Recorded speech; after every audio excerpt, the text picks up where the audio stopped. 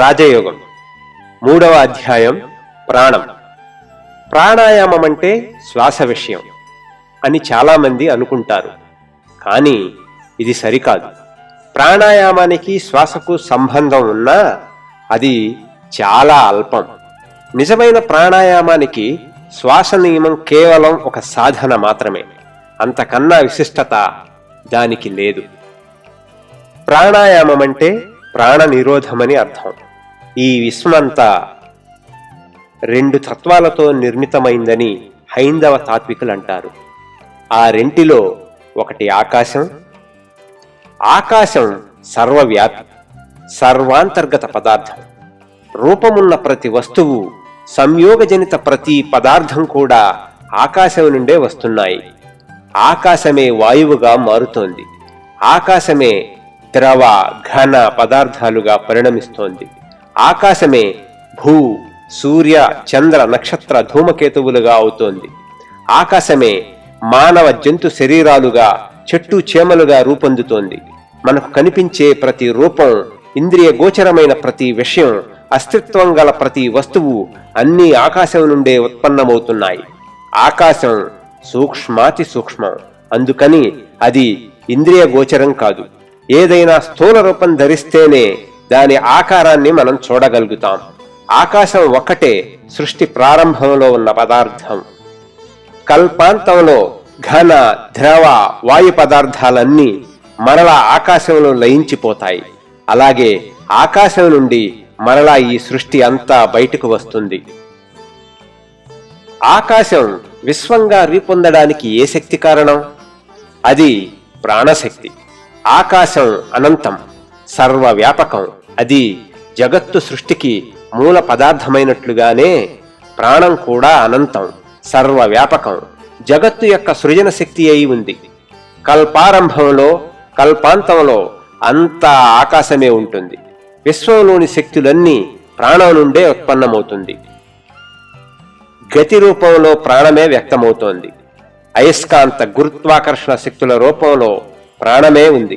శరీర కదలికలు, నాడీ ప్రవాహాలు, ఆలోచనలు అన్నీ ప్రాణస్వరూపమే. మానసిక సంకల్పం నుండి అతి చిన్న కదలికకు ప్రాణశక్తి వ్యక్తీకరణం జరుగుతుంది. మానసిక శక్తులు, భౌతిక శక్తులు, ప్రపంచంలోని ఇతర శక్తులు, ఈ శక్తులన్నీ వాటి వాటి మూల స్థితిలోనికి వెళ్లే అవన్నీ ప్రాణమే అవుతాయి. వస్తువు లేని, శూన్యము కాని, అంధకారం ఆవరితమైన ఆ సమయంలో అక్కడ మరి ఏముంది? చలనం లేని ఆకాశమే సుమా. ఆ దశలో ప్రాణంలో భౌతిక చలనం ఉండదు, కానీ ప్రాణం ఉంటుంది. విశ్వంలో ఇప్పుడు వ్యక్తమవుతున్న శక్తులన్నీ కల్పాంతంలో సామ్య స్థితిని పొంది నిద్రాణమై ఉంటాయి. తర్వాతి కల్పారంభంలో అవి జాగృతమై ఆకాశంతో సంఘర్షిస్తాయి. అలా సంఘర్షించినప్పుడే రకరకాల రూపాలన్నీ బయటపడి విశ్వంగా కనిపిస్తాయి. ఆకాశంలో మార్పు కలగగానే ప్రాణంలోనూ కదలిక ఏర్పడి అది విశ్వశక్తుల రూపంలో వ్యక్తమవుతుంది. ఈ ప్రాణం గూర్చిన జ్ఞానం, ఈ ప్రాణ వశీకరణమే సుమా నిజంగా ప్రాణాయామం. ప్రాణాయామం ద్వారా మనకు అపార శక్తి వశమవుతుంది. ప్రాణతత్వాన్ని, దాని నిగ్రహాన్ని ఎవరైనా సమగ్రంగా గ్రహించారనుకుందాం. ఇక అతనికి లభ్యం కాని శక్తులుంటాయా? అతనికి ప్రాణశక్తి స్వాధీనం కావడం వల్ల అతను సూర్య చంద్ర నక్షత్రాలను కూడా క్రిందిని మీదులు చేయగలడు. అణువు నుండి బ్రహ్మాండం వరకు అన్నింటినీ అతను నిరోధించగలడు. ప్రాణాయామానికి పరమావధి ఇదే. పరిపూర్ణ సిద్ధావస్థలో యోగికి వశం కానిదంటూ ప్రకృతిలో ఏదీ ఉండదు. అతను ఇటు రండి అని ఆజ్ఞాపిస్తే చాలు, దేవతలైనా ప్రేతాలైనా వచ్చి తీరాల్సిందే. అతనికి ప్రకృతి శక్తులన్నీ బానిసలై పనిచేస్తాయి. ఇలాంటి యోగ శక్తులను చూసి అజ్ఞానులు మహిమ అంటూ వీటిని పేర్కొంటారు. హైందవ మనసుకు ప్రత్యేకత ఒకటుంది. అది తనకు సాధ్యమైనంత వరకు చిట్ట చివరి సిద్ధాంతీకరణం కోసమే నిరంతరం పరిశోధన చేస్తూ ఉంటుంది. వివరాల గురించి తర్వాత పట్టించుకుంటుంది. ఏది తెలిస్తే అన్నీ తెలుస్తాయి అని వేదంలో ప్రశ్న ఉంది. గ్రంథాలన్నీ, తత్వశాస్త్రాలన్నీ కూడా, జ్ఞానాలన్నీ ఏ ఒక్కదాని వల్ల కలుగుతున్నాయో ఆ జ్ఞానాన్ని నిరూపించటానికే వెలువడ్డాయి. కొద్ది కొద్దిగా ఈ జగత్తును తెలుసుకోవాలనుకుంటే ప్రతి ఇసుక రేణువును గురించి తెలుసుకోవలసి ఉంటుంది. ఇది సాధ్యమయ్యే పని కాదు. మరి విశ్వం గూర్చిన విజ్ఞానం ఎలా లభిస్తుంది? ప్రత్యేకాంశాలపై దృష్టి పెట్టి విశ్వవ్యాప్త అంశాలన్నింటి పరిజ్ఞానాన్ని మనిషి ఎలా పొందగలడు? ప్రత్యేక భావం వెనుక ఒక సిద్ధాంతం ఉంటుందని యోగులంటారు. దాన్ని తెలుసుకుంటే చాలు, అన్నీ తెలుస్తాయి. నామ రూపాలకతీతమైన అద్వితీయమైన తత్వంగా ఈ విశ్వాన్ని వేదంలో సమీకరించారు. అలాగే శక్తులన్నింటినీ ప్రాణంలోకి సమీకరించారు. ఆ అద్వితీయ వస్తువును గ్రహిస్తే విశ్వమంతా గ్రాహ్యమవుతుంది. అలాగే ప్రాణతత్వాన్ని గ్రహిస్తే చాలు, విశ్వంలోని భౌతిక మానసిక శక్తులన్నీ గ్రాహ్యమవుతాయి. ప్రాణశక్తిని వశం చేసుకున్న వ్యక్తి తన మనస్సునే కాదు, అన్ని మనస్సులని స్వాధీనం చేసుకుంటాడు. అలాగే ప్రాణాన్ని వశీకరణం చేసుకున్న వ్యక్తి తన శరీరాన్నే కాదు, అన్ని శరీరాలను వశం చేసుకుంటాడు. ఎందుకంటే ప్రాణం శక్తి వశీకరణకు మూలం. ప్రాణాన్ని ఎలా వశం చేసుకోవాలి అన్నదే ప్రాణాయామ పరమాశయం. ఈ ఆశయాన్ని సాధించడానికే సాధనలు, శిక్షణలన్నీ ఉన్నాయి. ప్రతి వ్యక్తి తానున్న చోట నుండే మొదలుపెట్టాలి. తనకు చాలా దగ్గరలోనున్న వాటిని స్వాధీనం చేసుకోవడానికి క్రమంగా పూనుకోవాలి. బయట ప్రపంచంలో మన చుట్టూ ఎన్నో వస్తువులున్నాయి. అయితే వాటన్నింటికన్నా ఈ శరీరమే మనకు చాలా దగ్గర. శరీరం కన్నా ఈ మనసు మనకు ఇంకా ఎంతో దగ్గర. మన శరీరాలకు ఆధారం ప్రాణం. ప్రపంచంలోని ప్రాణం కన్నా మనలోని ప్రాణం మనకు మరింత దగ్గర. మన శారీరక మానసిక శక్తుల సంపుటమే ఈ ప్రాణ తరంగం. విశ్వంలోని ప్రాణమంతా అపార సముద్రం లాంటిది. ఉపాధిగత ప్రాణాలన్నీ అలల లాంటివి. ఆ అలలన్నింటికన్నా మనసులోని ప్రాణతరంగం మనకు చాలా దగ్గర. ఆ ప్రాణతరంగాన్ని వశం చేసుకుంటే తప్ప మొత్తం ప్రాణశక్తిని వశం చేసుకోలేం. ప్రాణాన్ని వశపరుచుకున్న యోగి పరిపూర్ణుడవుతాడు. అతన్ని ఏ శక్తి వశం చేసుకోలేదు. అతను సర్వశక్తివంతుడవుతాడు, సర్వజ్ఞుడని కూడా చెప్పవచ్చు. ప్రతి దేశంలో కూడా ప్రాణాన్ని వశం చేసుకునే సాధనా సంఘాలున్నాయి. ఈ దేశంలో మానసిక చికిత్సకులు, విశ్వాస చికిత్సకులు, ఆధ్యాత్మవాదులు, క్రైస్తవ వైజ్ఞానికులు, సమ్మోహన శాస్త్రజ్ఞులు ఇలాంటి వారు చాలా మంది ఉన్నారు. బాగా పరిశీలించి చూస్తే వారికి తెలిసినా తెలియకపోయినా ఈ సంఘాలన్నింటికీ మూలాధార శక్తి ప్రాణవశీకరణమే అని తెలుస్తున్నది. వాటి సిద్ధాంతాలన్నింటి సారాంశం ఈ ప్రాణవశీకరణమే. తమకు తెలియకుండా వీరు దాన్ని ఉపయోగించుకుంటున్నారు. వారికి ఈ ప్రాణవశీకరణం యాదృచ్ఛికంగానే లభించింది. యోగి ప్రయోగించేది కూడా ఈ ప్రాణశక్తినే. ప్రాణమే జీవశక్తి. అతి సూక్ష్మ అత్యున్నత ప్రాణ వ్యాపారమే మనోవృత్తి. మనకు సాధారణంగా అనుభవంలో ఉన్న మనోవ్యాపారమే కాక ఇతర మనోవ్యాపారాలు కూడా ఉన్నాయి. సహజ జ్ఞానం, బోధ లేకుండా కలిగే జ్ఞానం అనేది ఇతర మనోవ్యాపారమే. ఈ మనోవ్యాపారం మన మనోవృత్తులకు బీజావస్థ. మనలను ఒక దోమ కుడితే వెంటనే చేయి సహజంగా ఆ ప్రదేశంపైకి వెళుతుంది. ఇది కూడా ఒక మనోవ్యాపార వ్యక్తీకరణమే. అసంకల్ప శారీరక క్రియలన్నీ ఈ మనోవ్యాపారం కిందకి వస్తాయి. జ్ఞానయుక్త మనోవ్యాపారం మరొకటి. మనం కొన్నింటిని సహేతుకంగా విమర్శి ఆలోచించి నిర్ణయిస్తూ లోతుగా పరిశీలిస్తుంటాం. ఇది సంకల్పయుక్త మనోవ్యాపారం. హేతు విమర్శ కూడా పరిమితమే. అది కూడా మనకు తెలుసు. హేతువాదం తాత్విక విచారణలో కొంతవరకు తోడ్పడుతుంది. ఆ మీద అది పనికిరాదు. దానికి హద్దు ఉంది. అది పరిపూర్ణ ఆత్మజ్ఞానం కలిగించదు. నిజం ఏంటంటే హేతువాదం ఒక పరిధిలోనే తిరుగుతూ ఉంటుంది. అయితే కొన్ని సత్యాంశాలు ఈ హేతువాద పరిధిలోకి తోకచుక్కల్లా దూసుకు వస్తుంటాయి. హేతువాదం తన పరిధిని దాటదు. అయినా ఈ సత్యాంశాలు పరిధి అవతల వైపు నుండి వస్తుంటాయి. తమంత తామే ఈ హేతువాద పరిధిలోకి వచ్చే ఈ సంఘటనలను కారణం తెలియదు.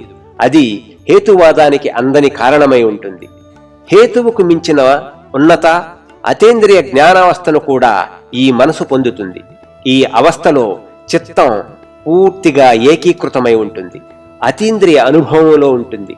దీన్ని సమాధి అంటారు. ఈ సమాధిలో చిత్తం హేతువాద పరిధిని దాటుతుంది. తర్కంతో కూడా, సహజ పాండిత్యంతో కూడా తెలియని సత్యాన్ని చిత్తం ఈ సమాధిలో దర్శిస్తుంది, ప్రత్యక్షంగా అనుభవిస్తుంది. శారీరక, మానసిక, సూక్ష్మ శక్తులన్నీ ప్రాణరూపాలే.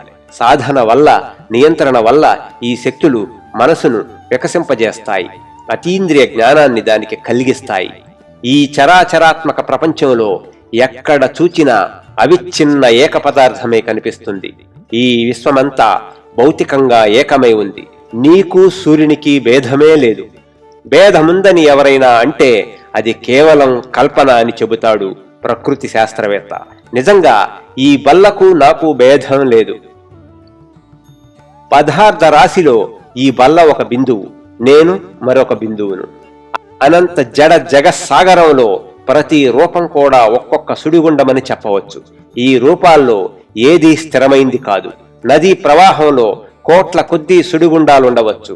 అవి కొన్ని క్షణాలు వేగంగా సుడి తిరిగి అంతరించిపోతాయి. వాటి స్థానాన్ని కొత్త నీరు ఆక్రమిస్తుంది. అలా ప్రతి సుడిగుండంలో ఉన్న నీరు క్షణక్షణం మారిపోతూ ఉంటుంది. జగత్తు కూడా ఇలాగే ఎప్పుడూ వికారం పొందే ఏక పదార్థంలో పుట్టినదే. దీనిలో ఉన్న రూపాలన్నీ అనేక సుడిగుండాలు. పదార్థం మానవ శరీరం అనే సుడిలో ప్రవేశిస్తుంది, కొంతకాలం ఉంటుంది. మరలా అదే జంతు శరీరం అనే మరొక సుడిలోకి వస్తుంది, అక్కడ కొంతకాలం ఉంటుంది. తర్వాత లోహం అనే సుడిలో చేరుతుంది. ఇలా నిరంతరం అది పరిభ్రమిస్తూనే ఉంటుంది. ఏ శరీరమైనా అస్తిత్వమే, అస్థిరమే, ఊరికే అనుకోవడమే తప్ప నీ శరీరం నా శరీరం అంటూ ప్రత్యేకంగా ఏదీ లేదు. ఒకే బ్రహ్మాండ పదార్థ రాశిలో ఒక బిందువును చంద్రుడు అంటున్నాం. అలాగే సూర్యుడని, భూమి అని, మనిషి అని, చెట్టు అని, పుట్ట అని ఇతర బిందువుల్ని అంటున్నాం. పదార్థ రాశి శాశ్వతంగా ఏకత్వ భిన్నత్వాల్ని పొందుతోంది. ఇలాంటి దశలో స్థిర పదార్థం అన్నది ఏదీ ఉండే అవకాశం లేదు. ప్రతీదీ వికారం చెందుతోంది. మనసు కూడా పరిణతిని చెందుతోంది. ఆకాశమే పదార్థమై ఉంది. ప్రాణం ఎంతో సూక్ష్మంగా చలిస్తున్నప్పుడు చాలా అల్ప స్పందనం కలుగుతుంది. అలాంటి స్పందన స్థితిలో ఆకాశం మనసుగా మారుతుంది. ఆ స్థితిలో కూడా ఆకాశం అవిభాజ్యంగానే ఉంటుంది. మీరీ సూక్ష్మ స్పందన స్థితిని పొందగలిగితే బ్రహ్మాండమంతా సూక్ష్మ స్పందనలతో ఉన్నట్లు మీకు తెలుస్తుంది. కొన్ని మూలికల ప్రభావంతో కూడా జాగ్రత్తలోని మనం ఈ అవస్థను వెళ్ళవచ్చు. సర్ హ్యాంఫ్రీ డేవీ అనే శాస్త్రవేత్త లాఫింగ్ గ్యాస్ అనే నవ్వు పుట్టించే వాయువుని కనిపెట్టాడు. ఒకమారు దాని గూర్చి ఉపన్యాసం చేస్తూ దాన్ని ఎక్కువగా పీల్చివేశాడు. దానితో అతను కొంతసేపు అలాగే స్తంభీభూతుడై నిలిచిపోయాడు. దాని ప్రభావం నశించిన తరువాత స్పృహలోకి వచ్చాడు. ఆ స్థితిలో తనకు జగత్తంతా భావాలతో నిండి ఉన్నట్లు తోచిందని చెప్పాడు. ఈ విషయం మీలో చాలా మందికి తెలిసే ఉంటుంది. అతనికి ఆ స్థితి ఉన్నంత వరకు స్థూల స్పందనాలు ఆగిపోయి భావాలనే సూక్ష్మ స్పందనలనే అతనికి అనుభూతమయ్యాయని కూడా మనం చెప్పవచ్చు. తన చుట్టూ ఉన్న సూక్ష్మ స్పందనలనే అతను చూడగలిగాడు. అతనికంతా భావనామయంగానే కనిపించింది. ఈ ప్రపంచమంతా కూడా అతనికి ఒక భావన సముద్రంగా తోచింది. ఆ సముద్రంలో తానే కాదు, సాటి వారంతా అన్నీ కూడా భావాలనే చిన్న చిన్న సుడిగుండాలైపోయారు. కాబట్టి భావన ప్రపంచంలో కూడా మనకంతా ఏకత్వమే. ఆత్మస్థితికి వెళ్తే ఆత్మ ఎప్పటికీ ఒక్కటే అని అప్పుడు తెలుస్తుంది. స్థూల సూక్ష్మావస్థల్లో పదార్థ రాశికి కలిగే చలనాల స్పందనల కవతల ఒకే తత్వం ఉంటుంది. వ్యక్తమవుతున్న చలనంలో కూడా ఏకత్వమే ఉంది. కాబట్టి ఈ సత్యాలను మనం మిథ్యా అని చెప్పలేము.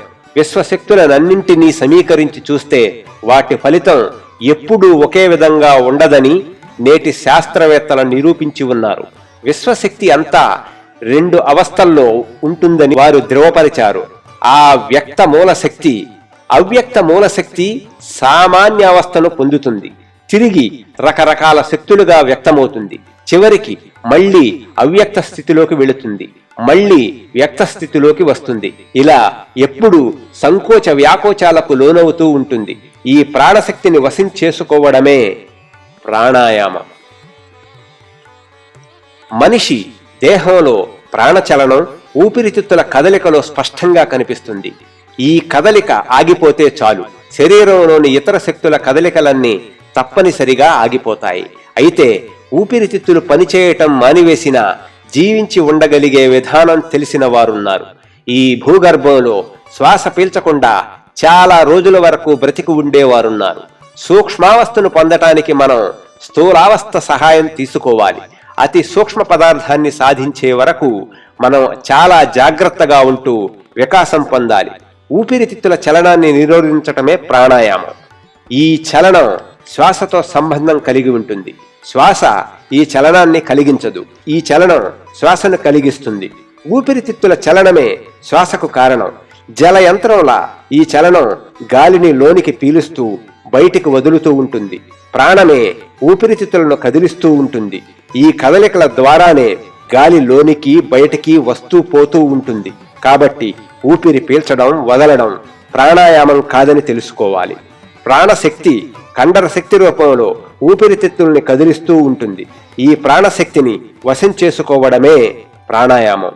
నాడుల నుండి కండరాల్లోకి వెళ్లి కండరాల నుండి ఊపిరితిత్తులను చేరి వాటిని కదిల్చే స్నాయు శక్తే ప్రాణశక్తి.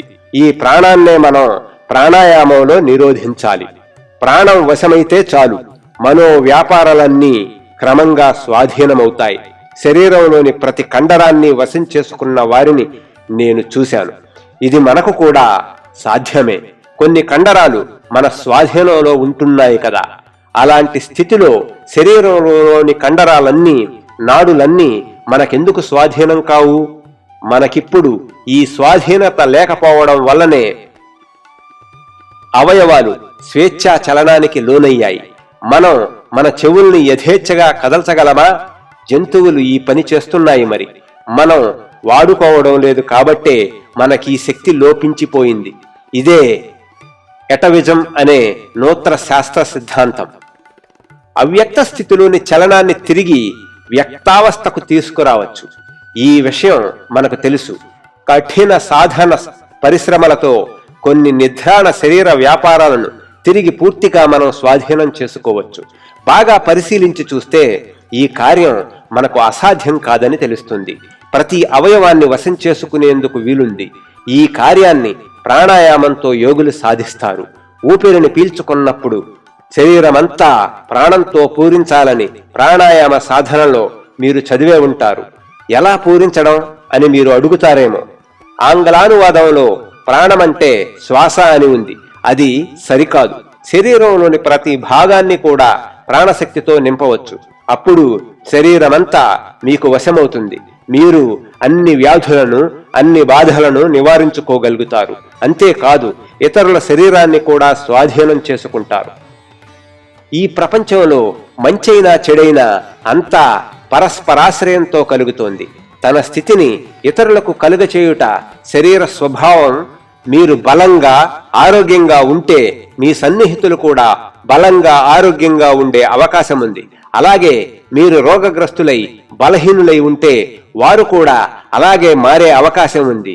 ఆరోగ్యవంతుడైన ఒక వ్యక్తి తన ఆరోగ్యాన్ని మరొకరికి ఇవ్వటమే రోగ నివారణలో మొదటి ఉపాయం. ముందుగా చేయవలసిన చికిత్స ఇదే. ప్రయత్నపూర్వకంగానే అప్రయత్నంగానో మరొకరికి మనం ఆరోగ్యాన్ని బదిలీ చేయవచ్చు. ఒక బలవంతుని వద్ద ఒక బలహీనుడుంటే తెలుసో తెలియకో ఆ బలవంతుడు ఆ బలహీనునికి కొంత బలాన్ని చేకూరుస్తాడు. ఇలా ప్రయత్నపూర్వకంగా చేస్తే త్వరగా ఫలితం కలుగుతుంది. తాము స్వయంగా మంచి ఆరోగ్యంతో ఉండకపోయినా ఇతరులకు ఆరోగ్యాన్ని కలిగించే సమర్థ వైద్యులు కూడా ఉన్నారు. ఇలాంటి స్థితిలో ఇతరుల కన్నా చికిత్సకునికి ప్రాణశక్తి కాస్త ఎక్కువగా వశమై ఉంటుంది. ఆ ప్రాణాన్ని అతను ఒకానొక స్పందన స్థితికి తెచ్చి దాన్ని మరొకరికి సంక్రమింపజేస్తాడు. ఎదురుగా ఉండే రోగుల పైననే కాదు, సుదూరంగా ఉన్న రోగుల పైన కూడా ఈ చికిత్సా విధానాన్ని ప్రయోగించిన సంఘటనలు చాలా ఉన్నాయి. అయితే నిజంగా దూరం అనేది అంతరం అనే అర్థంలో ఎక్కడా లేదు. నీకు సూర్యునికి మధ్య ఏమైనా అంతరముందా? విశ్వమంతా అఖండ ఏక పదార్థ జనితమే కదా. దీనిలో సూర్యుడు ఒక అంశం, నువ్వు ఒక అంశం. నదిలో ఒక అంశానికి మరొక అంశానికి మధ్య విభజన అనేది ఉంటుందా? ఉండదని ఒప్పుకుంటే మరి విద్యుత్ శక్తి ఒక చోట నుండి మరొక చోటికి వెళ్ళడానికి అభ్యంతరం ఏమిటి? వెళ్ళదనడానికి తగిన కారణమేదీ లేదు. కాబట్టి దూర ప్రదేశం నుండి రోగాన్ని తగ్గించటం యథార్థమే. సుదూర ప్రాంతం నుండి కూడా ప్రాణశక్తిని పంపవచ్చు. అయితే ఇలాంటి సంఘటనల్లో చాలా వరకు మోసాలై ఉంటాయి. 100కి 1 నిజం కావచ్చు, మిగతావన్నీ వంచనలే. అంతేకాదు, ఇలాంటి చికిత్స మనమనుకున్నంత సులభం కూడా కాదు. సర్వసాధారణంగా మానవ దేహానికి సహజంగా ఉన్న ఆరోగ్య స్థితినే చికిత్సకారులు ఇలాంటి విషయాల్లో రోగ నివారణ సాధనంగా గ్రహిస్తుంటారు. అల్లోపతి డాక్టర్ కలరా రోగికి తన మందిస్తాడు. హోమియో వైద్యుడు తన చికిత్స చేస్తాడు. హోమియో వైద్యుడు రోగికి ఎలాంటి అలజడి కలిగించడు, చికిత్సను ప్రకృతికి అప్పగిస్తాడు. అందుకని అల్లోపతి వైద్యుని కన్నా హోమియోపతి వైద్యుడు రోగాన్ని చక్కగా నివారించవచ్చు. విశ్వాస చికిత్సకుడు చికిత్స చేస్తే అతను తన మనోబలాన్ని ఉపయోగిస్తాడు. రోగిలో విశ్వాసం పూరిస్తాడు. అతనిలోని నిద్రాణ ప్రాణశక్తిని జాగృతం చేస్తాడు. కాబట్టి హోమియో కన్నా మరింత సునాయాసంగా రోగాన్ని ఇతను నివారించగలుగుతాడు. విశ్వాస చికిత్సకులు చాలాసార్లు ఒక ప్రమాదానికి లోనవుతుంటారు. విశ్వాసమే రోగాన్ని నయం చేస్తుందని వారు అనుకుంటారు. అయితే రోగం నయం కావడానికి విశ్వాసం ఒక్కటే కారణం కాదు. తనకు రోగమన్న విషయం కూడా తెలియని చావు రోగాలు చాలా ఉన్నాయి. అప్పుడు నాకు రోగం లేదు అన్న అపార విశ్వాసమే ఒక రోగ లక్షణంగా మారి రోగి మరణించే అవకాశం ఉంది. ఇలాంటి సందర్భాల్లో విశ్వాసంతో రోగ నివారణ అన్న సిద్ధాంతం పనిచేయదు. విశ్వాసమే రోగాన్ని నయం చేస్తుందన్నదే నిజమైతే పై రోగి కూడా రోగరహితుడయ్యేవాడు. నిజానికి ప్రాణం వల్లే రోగ నివారణ జరుగుతోంది. ప్రాణాన్ని వశం చేసుకున్న సాత్విక మనసు గల వారెవరైనా ముందుగా ప్రాణాన్ని ఒక స్పందన స్థాయికి తెస్తాడు, తర్వాత దాన్ని ఇతరులపైకి పంపుతాడు. వారిలో కూడా అలాంటి స్పందననే కలిగిస్తాడు. ఇది మనకందరికీ అనుభవంలోనున్న విషయమే. మీతో నేను మాట్లాడుతున్నప్పుడు నేనేం చేస్తుంటాను? నా మనసును ఒక స్పందన స్థాయికి తెస్తాను. అలా చేస్తున్నంత వరకు నా మాటలు మీ హృదయాన్ని చేరుతుంటాయి. నేను చాలా ఉత్సాహంగా చెప్పే రోజు నా ఉపన్యాసం మీకెంతో నచ్చుతుంది. అంతగా ఉత్సాహం లేకుండా చెబుతుంటే ఆ ఉపన్యాసం మీకంతగా రుచించదు. ఇది మీకందరికీ అనుభవమే కదా. మహాపురుషులు తమ తీవ్ర సంకల్ప శక్తితో ప్రపంచంలోని మార్పులు తెస్తుంటారు. తమ ప్రాణశక్తిని ఉన్నత స్పందన స్థాయికి తెచ్చేందుకు వారికి సామర్థ్యం ఉంటుంది. వారి సంకల్పం క్షణమాత్రంలో ఇతరులకు సంక్రమించే సామర్థ్యం కలిగి ఉంటుంది. అందుకే వేలాది మంది వారి వైపు ఆకర్షితులవుతారు. ప్రపంచంలోని సగభాగం వారెలా ఆలోచిస్తుంటారో అలాగే ఆలోచిస్తూ ఉంటుంది. ప్రపంచంలోని గొప్ప ప్రవక్తలకందరికీ అద్భుత ప్రాణ వశీకరణం ఉంటుంది. దానివల్లే వారికి అద్వితీయ సంకల్ప శక్తి ప్రాప్తించింది. తమ ప్రాణశక్తిని ఎంతో ఉన్నత స్పందన స్థాయికి తెచ్చేవారు కాబట్టే వారు ప్రపంచాన్నంతా ఉర్రూతలూగించారు. ప్రాణ వశీకరణం వల్లే రకరకాల శక్తులు వ్యక్తమవుతున్నాయి. జనులకి రహస్యం తెలిసినా తెలియకపోయినా ఒకరి శక్తి సామర్థ్యాలకు కారణం ప్రాణాన్ని వశం చేసుకోవడమే. మన దేహంలో ఒక్కొక్కసారి ప్రాణశక్తి ఒక భాగానికి ఎక్కువో తక్కువో ప్రసరిస్తుంది. దాంతో దేహ సామ్యావస్థ చెడుతుంది. అలా చెడటమే రోగం. ఇక ఎక్కువగానున్న ప్రాణాన్ని తొలగించటమో లేదా తక్కువ ఉంటే పూరించడమో చేయటమే రోగ నివారణ. ఇదే ప్రాణాయామం. దేహంలో ఒక భాగంలో ప్రాణశక్తి ఉండవలసిన దానికన్నా ఎక్కువగా ఉందో తక్కువగా ఉందో తెలుసుకోవడమే ప్రాణాయామం. కాలి వ్రేలిలో కానీ చేతి వ్రేలిలో కానీ ప్రాణం తక్కువగా ఉంది అని గ్రహించే సూక్ష్మ దృక్శక్తి మనసుకు ఏర్పడటం, అవసరమైనంత మేరకు ప్రాణాన్ని సమకూర్చే సామర్థ్యం కలగడం, ఇవి ప్రాణాయామం వల్ల కలిగే ప్రయోజనాల్లో కొన్ని. ప్రాణాయామ సాధనలను క్రమంగా అభ్యాసం చేయాలి. ప్రాణశక్తిని వశం చేసుకోవడం, వివిధ మనోస్థాయిల్లో దాన్ని ప్రసరింపచేయటం, ఇదే రాజయోగ ప్రధానాశయమని చెప్పవచ్చు. మనిషి తన శక్తులన్నింటినీ ఏకాగ్రం చేస్తే శరీరంలోని ప్రాణశక్తి అతనికి వశమవుతుంది. ధ్యానంలో మనం ప్రాణాన్నే కేంద్రీకరిస్తుంటాం. సముద్రంలో పెద్ద కెరటాలు, మామూలు తరంగాలు, చిన్న చిన్న అలలు, బుడగలు ఎన్నో ఉంటాయి. అయితే వీటన్నింటికీ సువిశాల సముద్రమే ఆధారం.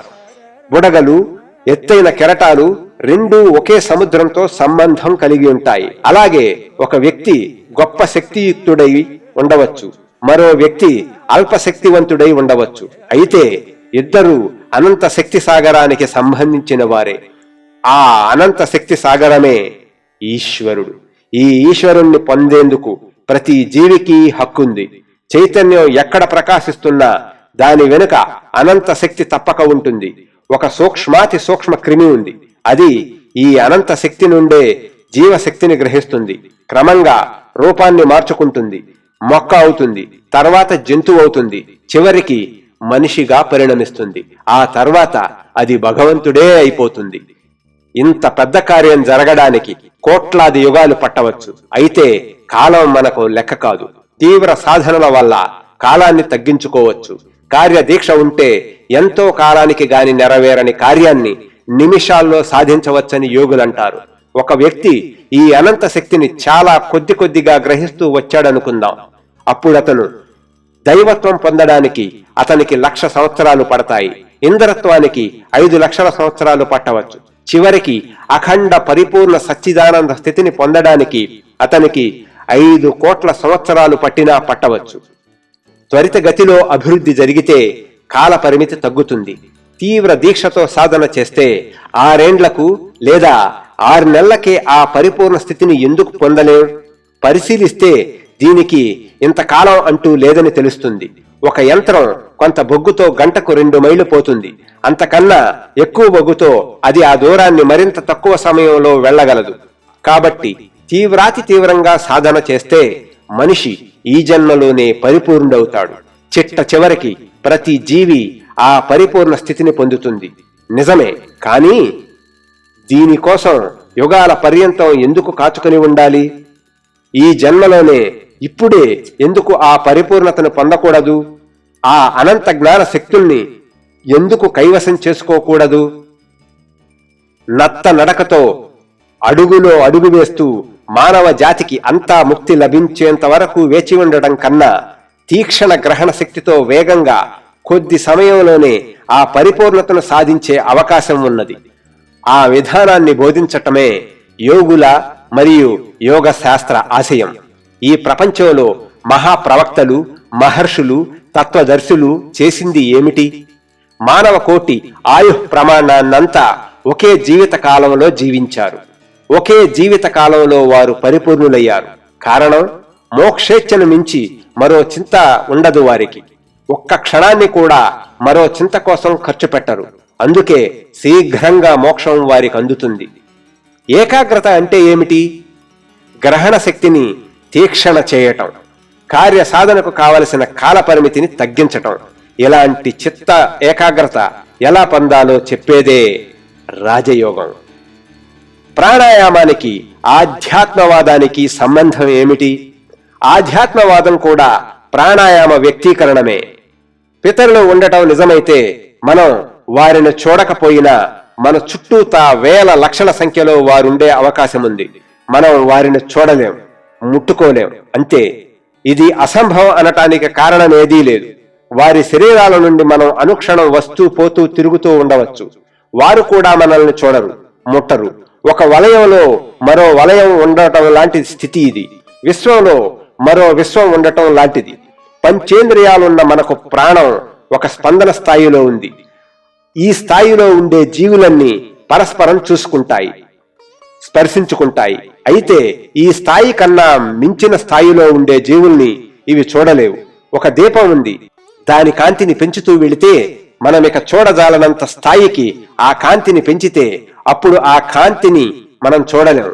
కానీ అంత తీక్షణ కాంతిని కూడా చూసే జీవులు ఉంటాయి. అలాగే చాలా చాలా తక్కువ కాంతిని కూడా మనం చూడలేం. అయితే గుడ్లగూబలు, పిల్లులు లాంటి నిశాచర జీవాలు ఆ కాంతిని చూడగలుగుతాయి. ఒక పరిమితిలోని ప్రాణస్పందనాలనే మనం గుర్తించగలం. వాతావరణ విషయమే చూద్దాం. వాతావరణంలో అనేక పొరలున్నాయి. భూమికి చేరువలో నుండే పొరల సాంద్రత దూరంగా ఉండే వాటికన్నా ఎక్కువ. పైకి పోయిన కొద్దీ, అంటే భూమికి దూరమవుతున్న కొద్దీ వాతావరణం తేలికగా మారిపోతూ ఉంటుంది. సముద్రం విషయం కూడా ఇంతే.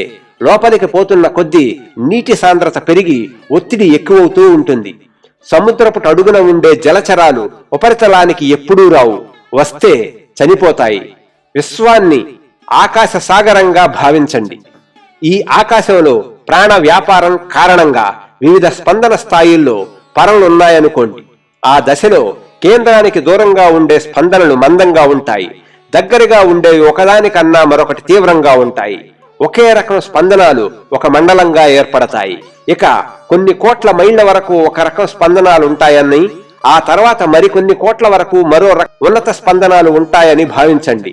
ఇలా రకరకాల మండలాలు ఉన్నాయనుకోండి. ఒకే మండలంలో ఉన్న జీవులు పరస్పరం గుర్తించుకుంటాయి.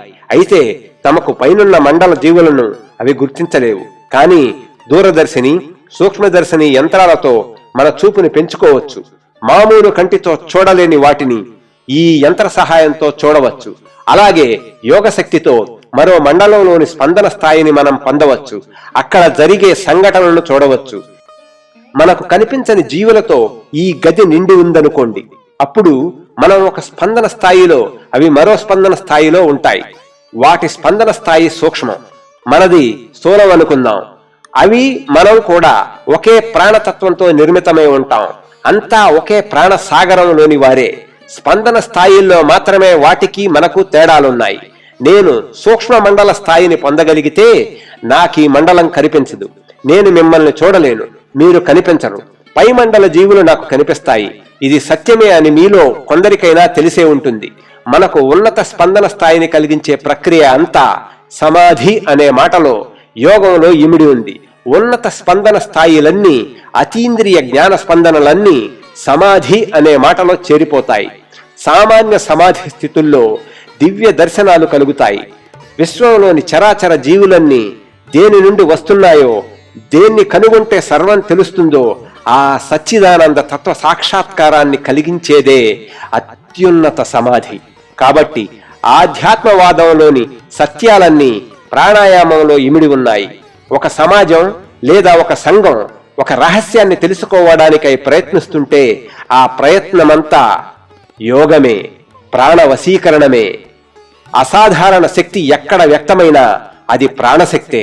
భౌతిక విజ్ఞానాన్ని కూడా ప్రాణాయామంలో చేర్చవచ్చు. ఆవిరి యంత్రం దేనితో నడుస్తోంది? ప్రాణశక్తి వల్లే. విద్యుత్తు లాంటి ప్రకృతి శక్తులన్నీ ప్రాణశక్తి రూపాలే. భౌతిక విజ్ఞానం అంటే ఏమిటి? బాహ్య సాధనలతో వ్యక్తమయ్యే ప్రాణాయామమే. మానసిక శక్తి రూపంలో వ్యక్తమయ్యే ప్రాణాన్ని మానసిక సాధనతోనే నిరోధించాలి. భౌతిక శక్తి రూపంలో వ్యక్తమయ్యే ప్రాణాన్ని భౌతిక సాధనలతో నిరోధించే ప్రాణాయామ భాగాన్ని భౌతిక శాస్త్రం అని అంటాం. మానసిక శక్తి రూపంలో వ్యక్తమయ్యే ప్రాణాన్ని మానసిక సాధనతో నిరోధించే ప్రాణాయామ భాగాన్ని రాజయోగం అంటాం.